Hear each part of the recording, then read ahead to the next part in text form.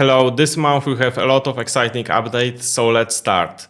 The update of the month is SAP Databricks, and it's big announcement because it was always the problem how to import data from SAP, and now we can get Databricks, which is running in SAP stack, and there we can use whole power of Databricks to analyze SAP data, and we can also delta share that data outside. We can see here that layout looks really familiar. Another update is related to Lakehouse Federation. Teradata is available now under Lakehouse Federation. So when we go to catalog and we click create a connection, then in connection type, we can see Teradata, and we can bring it under Lakehouse Federation. Another update is related to clean rooms. And clean rooms are generally available.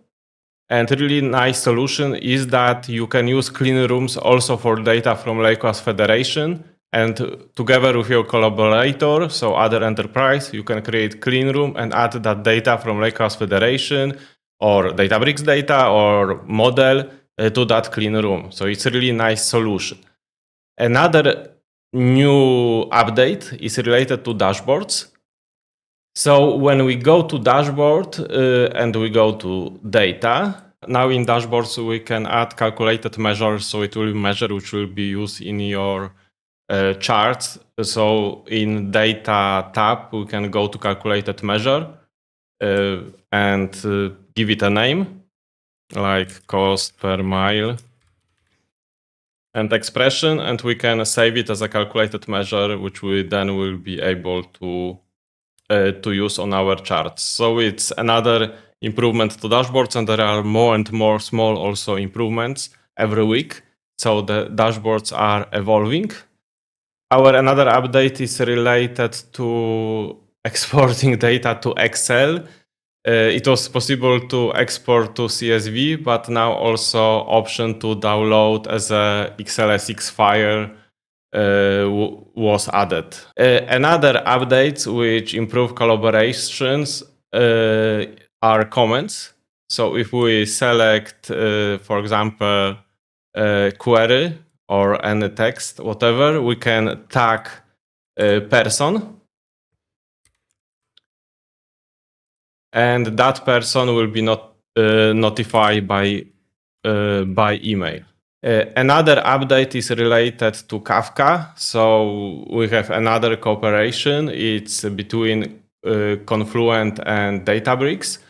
So there will be table flow which will be integrated with Databricks. So there is operational estate which will be provided by Confluent, and then you can generate operational data automatically integrated with Unity Catalog. Also related to Kafka, there are some other updates. Syncs. So it's something like in Delta Life Table, you can do something like reverse ETL or save data, for example, to external Delta. But I think the solution with Kafka will be really popular. So you can add as a last step in your DLT pipeline to create sync and to save data there.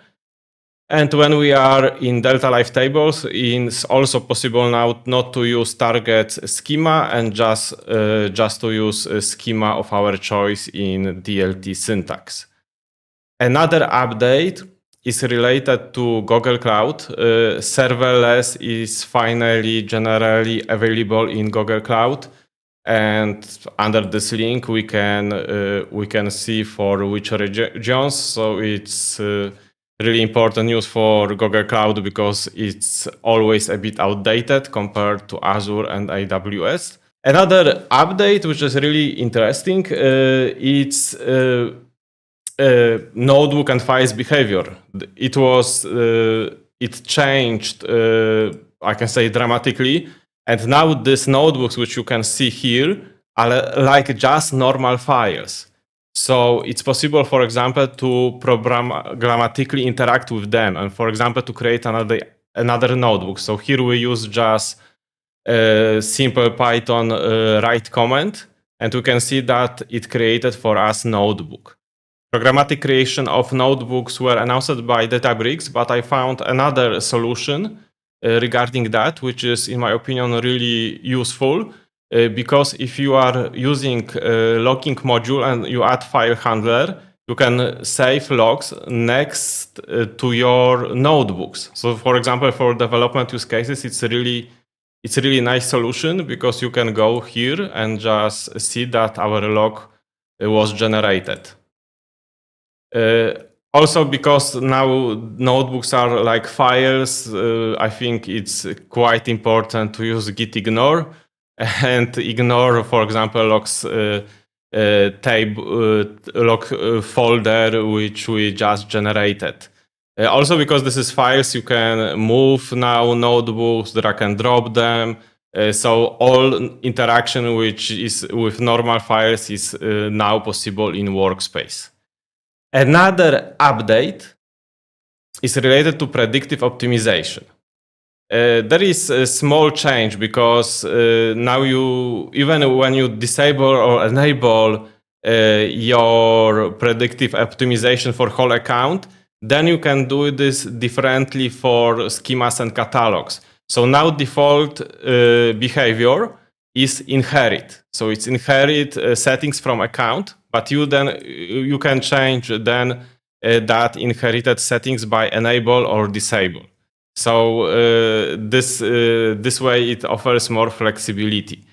Also regarding predictive optimization, now analyze comment is executed automatically by predictive optimization, and it generates statistics for your tables, so then queries are faster.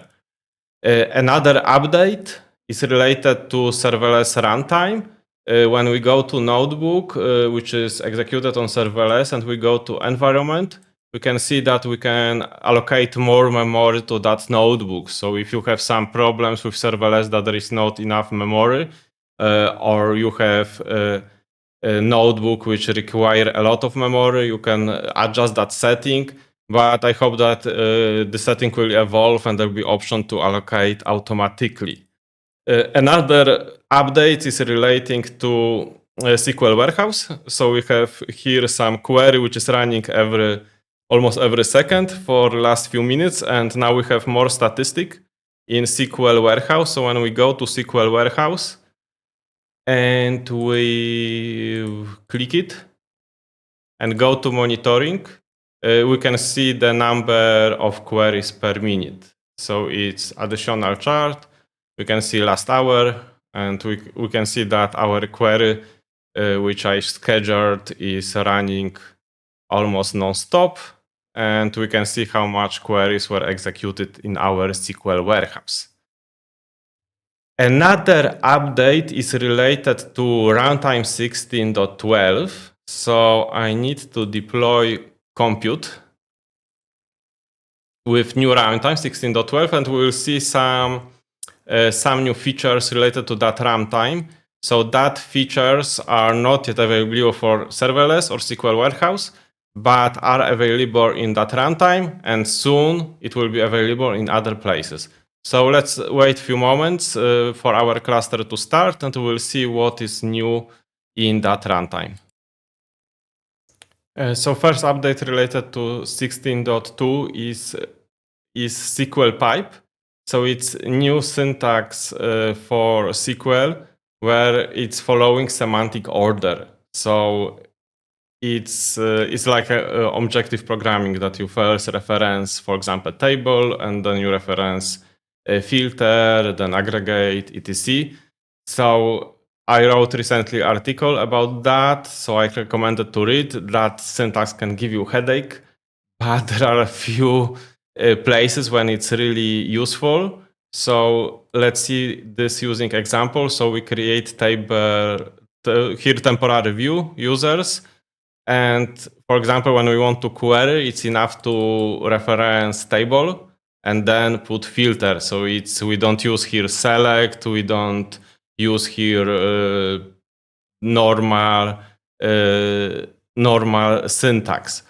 And usually when you are used to SQL, you will not use that syntax, but it's really useful when you want to do something programmatically. So here is one example when we create just string, and it's much more easier to create because it's using like different logic, normal logic, how to connect the part of string together. So then it's really easy to pass part of the strings and for example, use execute immediate to execute that concatenated string.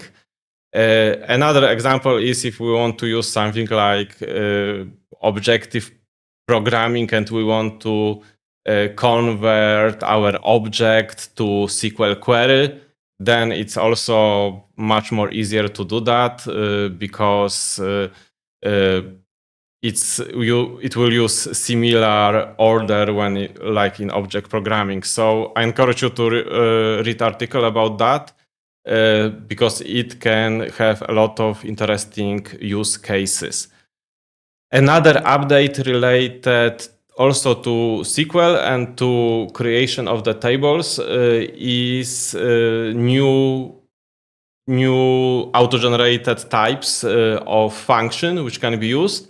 So there is timestamp difference and timestamp add, which can be really useful in auto-generated columns because you can auto-generate, for example, a column which is calculating difference from two timestamps. So here is example. We insert two timestamps, and then we have auto-generated columns which calculate difference in minute or add some time. And the last update, it was already in previous runtime, but I found it recently really useful, is collation.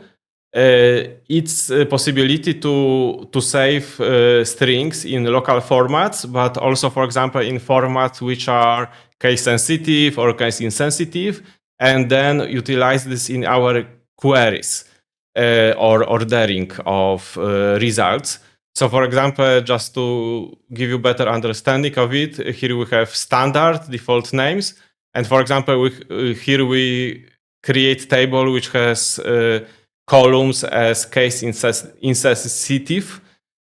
So then when we, for example, in a default table, we query for Alice with a capital letter, we'll get only Alice. But if we collation is English case insensitive, then when we query for Alice, we'll get both normal and caps lock version of Alice. It's one of example, but there are much more. The most important is great performance improvements when query local strings. So for example, if we are creating table only for, I don't know, East European market or a Greek market, we can use that local alphabet. And then it can be up to 22 times faster to query than that local collation because it will not use whole UTF, but it will use in comparison only that local letters. Yes, we can say like this. And here we have some examples that, for example, we use Greek alphabet to search for names. Also, in a lot of alphabets, it's important how to handle accent mark. So here we, for example, ignore it. And in UTF, you would not be able because UTF will consider this as two different strings. And the same with ordering, because then it's much more faster to order some in local collation if there is only that local strings. What is important is to generate statistics for that localized tables. Then it can be query faster. Of course, if you have predictive optimization, now analyze command is executed by predictive optimization, so you don't need to do it manually. And that's all updates for this month. You can find a link to all notebooks which I used for this month demonstration in description below. Thank you for watching, and I hope to see you in my next video.